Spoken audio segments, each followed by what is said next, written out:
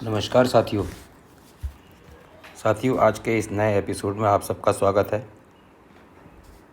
आज मैं आपको बहुत ही रोचक और बहुत ही काम की जानकारी, ज्योतिषीय जानकारी आपको देने वाला हूँ। तो साथियों, जैसा कि आपने यहाँ पर टाइटल देखा ही है कि उधारी पैसा वापस आएगा। मतलब उधारी पैसा मतलब कि आपने किसी को पैसा उधार दिया हुआ है, कोई आपसे पैसा मांग के ले गया है, उसको ज़रूरत पड़ी, वक्त पर ज़रूरत पड़ी और आपने उसकी मदद की और आपने उसको पैसा दे दिया कि चलिए इसका काम हो जाएगा, इसको ज़रूरत पड़ी है। आपका मित्र भी हो सकता है, रिश्तेदार भी हो सकता है, या बिज़नेस में पार्टनर भी हो सकता है, कोई भी हो सकता है। तो वो पैसा वापस आएगा कि नहीं आएगा, क्योंकि आपने देखा है कि बहुत सारे लोगों का आपने जो है देखा है, खुद को अनुभव किया होगा कि जो पैसा आपने दिया है वो वापस नहीं आता, या फिर वापस आता भी है तो उसको बिल्कुल हम नेग्लिजिबल मान सकते हैं। नेग्लिजिबल मतलब उसका बहुत छोटा सा पार्ट आता है, बहुत रो के आता है। उदाहरण के तौर पर मान लीजिए आपने 1 लाख रुपए दिए और 2-3 हज़ार रुपये वापस आ गए, वो भी रो धो के, तो फिर उसको आप क्या मानेंगे? उसको आप वापस मानेंगे?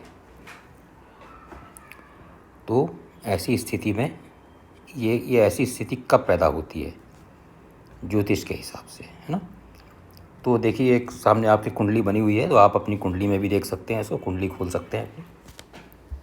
तो देखिए, इसमें कुंडली जो बनी है, मैंने सिर्फ उसी को लिया है जिससे इसमें हमको मतलब है।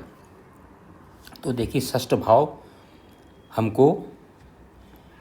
भाव से हम ये देखते हैं कि हमारे धन की या कर्ज की क्या स्थिति है। षष्ठ भाव में देखिए, मैंने 2 नंबर लिखे हुए हैं, 1 नंबर और 8 नंबर, और 3 स्थानों पे मैंने मंगल को लिखा हुआ है।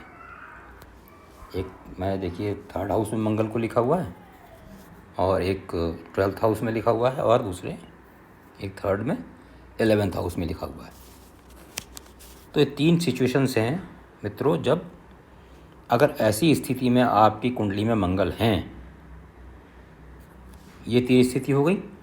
और उसके बाद आपके 6ठे भाव में 6th हाउस में, जिसमें मैंने ब्लू कलर किया हुआ है हल्का, अगर 1 नंबर या 8 नंबर की राशि, जो कि मंगल की राशि है, मेष राशि या वृश्चिक राशि, यहाँ पर कोई भी एक राशि पड़ी होगी, अगर वो पड़ी है, या फिर मंगल इस भाव पर दृष्ट कर रहे हैं, है ना?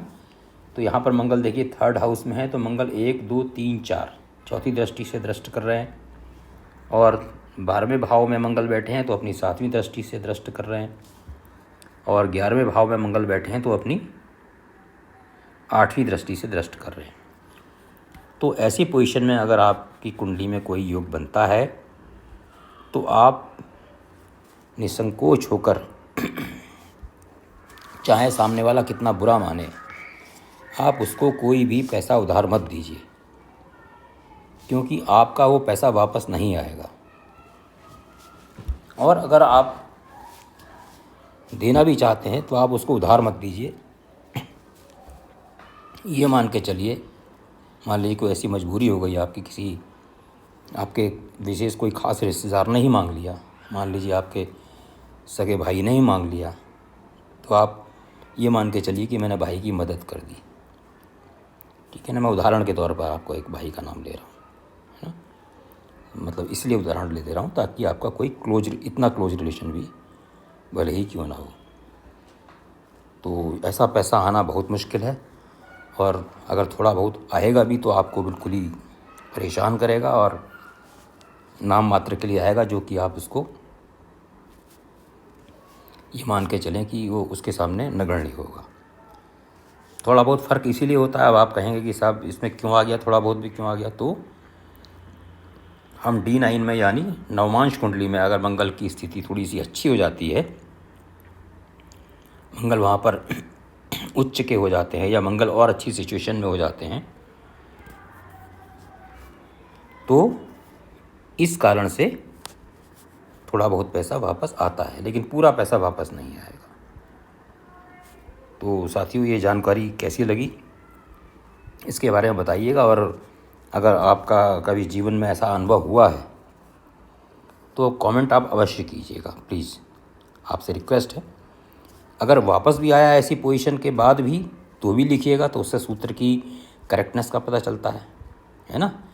और नहीं आया है तो उससे भी सूत्र की करेक्टनेस का पता चलता है कि सूत्र कितना स्ट्रांग है। तो ये आपसे विशेष रिक्वेस्ट है कि कमेंट अवश्य कीजिएगा, भले ही आप यस कर दें या नो कर दें, ज़्यादा ना लिखें, लेकिन कमेंट अवश्य कीजिएगा। तो अगले एपिसोड में फिर आपको मैं कोई नई जानकारी लेकर उपस्थित होऊंगा। तब तक के लिए आप सब लोगों को मेरा नमस्कार।